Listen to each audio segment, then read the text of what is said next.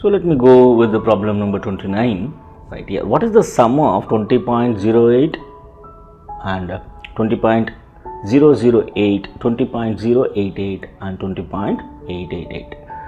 So it's a simple addition problem. See, let me write down vertically, that's very important part here.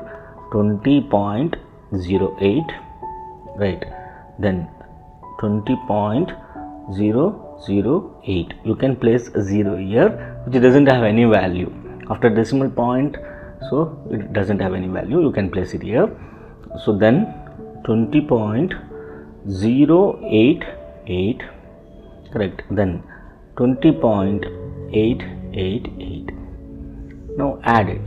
8 plus 8 is 16, 16 plus 8 is 24, 4, 2 carry. So 8, 8, 8, 24 plus 2, 26, 2 carry.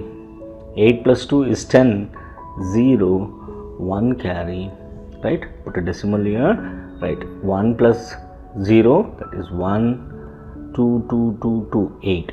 The answer is here 81.064. 81.064, the answer here A.